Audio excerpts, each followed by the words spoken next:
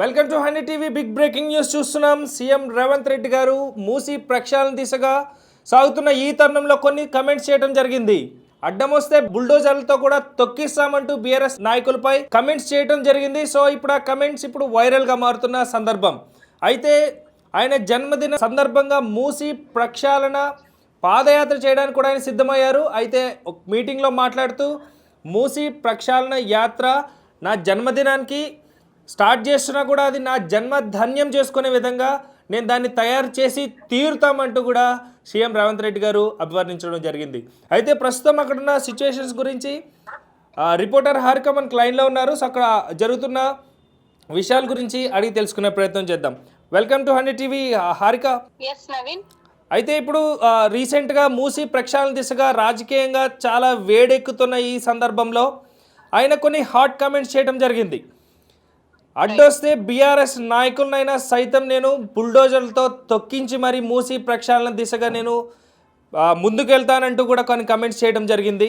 So దాని గురించి మీ మాటల్లో తెలుసుకోవాలనుకుంటున్నాం. అక్కడ ఉన్న సిచ్యువేషన్ ఏంటి, ఆయన ఎందుకు అంత దురుసుగా వెళ్తున్నారు? రైట్, మనం మొదటి నుంచి చూస్తున్నదే అంటే సీఎం రేవంత్ రెడ్డి కరాఖండిగా మొదటి నుంచి మాట్లాడుతున్న విషయాలు ఇదే. హైడ్రా విషయంలో గాని మూసీ విషయంలో గాని అసలు తగ్గేది లేదు, వెనకడుగు వేసేది లేదు అని చెప్పి మొదటి నుంచి మాట్లాడుతున్న విషయమే. అయితే నిన్న ఆయన బర్త్డే సందర్భంగా ఆయన మాట్లాడుతూ అయితే మూసీ కాలుష్యం నుంచి నల్గొండ జిల్లాలను పరిరక్షిస్తానని చెప్పేసి చెప్పారు. ఎంతో మందితో చర్చించిన తర్వాతనే ఈ నిర్ణయం తీసుకున్నాను. ఈ మూసీ పునర్జీవన ప్రాజెక్టు నా బర్త్డే సందర్భంగా స్టార్ట్ చేయడం నా జన్మ ధన్యం అని చెప్పేసి కూడా అన్నారు. మొత్తానికి మనం చూస్తూనే ఉన్నాము, ఆయన మొదటి నుంచి చాలా గట్టిగా ఉన్నారు, చాలా స్పష్టంగా చెప్తున్నారు. ఖచ్చితంగా నేను మూసి ప్రక్షాళన చేసి తీరుతాను అని చెప్పేసి అంటున్నారు. కానీ మనం ఒకటి గమనించాలి, మనం రీసెంట్ గా చాలా మంది పర్యావరణవేత్తలతో మాట్లాడిన సందర్భాల్లో మనకు తెలిసిన విషయాలు ఏంటి అంటే అసలు ఈ ఫెయిల్యూర్ మోడల్, ఇది ఒక ఫెయిల్యూర్ మోడల్ ని తీసుకొని అంటే మూసీ ప్రక్షాళన అనే ఫెయిల్యూర్ మోడల్ ని తీసుకొని ఇప్పుడు సీఎం రేవంత్ రెడ్డి ముందుకెళ్తున్నారు. ఇది ఎంతవరకు సక్సెస్ అవుతుంది అనేది ఆయనకే తెలియాలి. ఎందుకు అంటే మూసీ నదిలో కలుస్తున్నది ఆషామాషి ఫ్యాక్టరీలు కావు, మొత్తం ఫార్మా ఫ్యాక్టరీస్ నుంచి వచ్చే ఆ వ్యర్థాలు ఏదైతే ఉందో అందులో రేడియం అనే ఒక కెమికల్ అందులో ఉంది. ఆ మెటీరియల్ ఇప్పుడు ఒక 100 సంవత్సరాల తర్వాత కూడా అది అలాగే ఉంటుంది. అంటే 100 సంవత్సరాలు పొడుగుతున్న క్లీన్ చేసినా కూడా సో ఇప్పుడు ఆయన తీసుకున్నటువంటి మూసీ ప్రక్షాళన సాధ్యపడేదా కాదా హారిక? అసలు అది సాధ్యం అవుతుందంటారా? అది ఇప్పుడు తీసుకున్న మూసీ ప్రక్షాళన యాత్ర అవ్వచ్చు, లేకపోతే ఆయన తీసుకున్న ఈ నిర్ణయం అనేది ఎట్నుంచి చూసినా కూడా ఒకంత కాంగ్రెస్ గవర్నమెంట్ని ఇబ్బంది పెట్టే విధంగానే ఉంది. కానీ రేవంత్ రెడ్డి గారు మాత్రం ఎక్కడ తగ్గట్లేదు. బీఆర్ఎస్ నాయకులైనా లేకపోతే ఏ పార్టీ నాయకులైనా ఎవరైనా కానీ అడ్డొస్తే బుల్డోజర్లను తొక్కించుకుంటాయన కానీ నేను మూసీ ప్రక్షాళన చేస్తా అన్న ఖరాఖండిగా చెప్తున్నారు. సో అది ఎంత మొదటి నుంచి అంటే ఆయన చెప్తున్నది అదే, మొదటి నుంచి అదే చెప్తున్నారు. ఆయన ఖచ్చితంగా వెనక్కి తగ్గే ప్రసక్తే లేదు. అది ఎవరైనా సరే నాకు ఎదురొస్తే బుల్డోజర్లతో తొక్కించి మరి వెళ్తాను అని చెప్పేసి ఉత్తరప్రదేశ్ సీఎం యోగి ఆదిత్యనాథ్ అన్నట్టుగానే అలాగే వెళ్తున్నారు.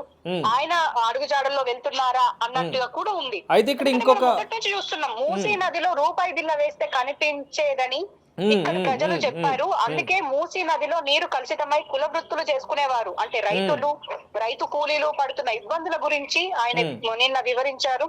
ఫ్లోరైడ్ బాధతో అంటే మనము ఇంతకు ముందు తెలంగాణ ఏర్పడక ముందు తెలంగాణలో అది కూడా ముఖ్యంగా నల్గొండ జిల్లాలో ఫ్లోరైడ్ బాధ చాలా ఉండేది.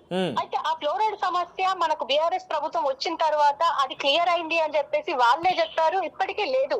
అయితే రీసెంట్ గా కొంతమంది నల్గొండ వాసులతో మాట్లాడుతున్న సమయంలో ఏమైందంటే చెప్తున్నారు మళ్ళీ ఫ్లోరైడ్ సమస్య మొదలవుతుంది, కాంగ్రెస్ ప్రభుత్వం వచ్చినప్పటి నుంచి వెళ్ళి ఆ సమస్య మనకి వస్తుంది అని చెప్పేసి అన్నారు.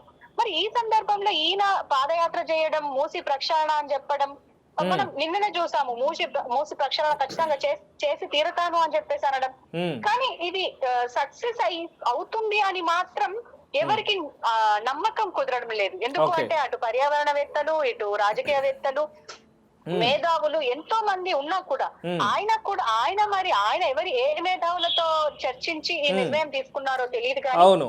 ఇది అయ్యే పని కాదు అని చెప్పేసి అంటున్నారు. కానీ ఈయన మాత్రం ఎంత ధీమాగా ఉన్నారు అని అంటే 2025 జనవరిలో చార్మినార్ వద్ద కూడా ఈ సభ పెడతాను, ఇది ట్రైలర్ మాత్రమే, అసలు సినిమా ముందుంది అని చెప్పేసి శివయ్య సాక్షిగా మూసి పునర్జీవన ప్రాజెక్ట్ ను పూర్తి చేసి తీరుతాను అని చెప్పేసి ఆయన ప్రమాణం చేశారు. అయితే వాడపల్లి నుంచి జనవరిలో పాదయాత్ర చేస్తాను, 30 రోజుల్లో ప్రాజెక్ట్ డిజైన్ రెడీ చేసి తీరుతాను అని చెప్పేసి ఇలా హామీలు ఇస్తూ ఉన్నారు.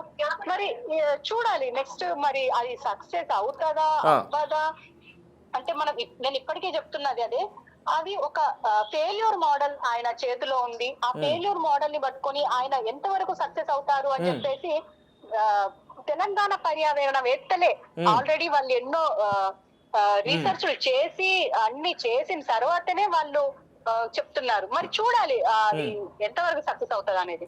రైట్ థ్యాంక్ యూ హారిక, లైన్లోకి వచ్చి మీ దగ్గర ఉన్న సమాచారం మాకు షేర్ చేసినందుకు.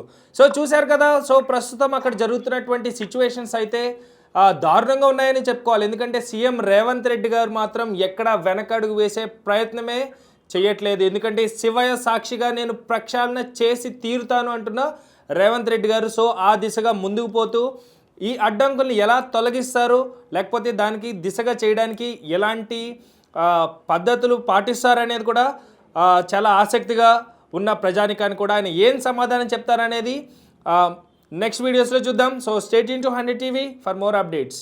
బాయ్.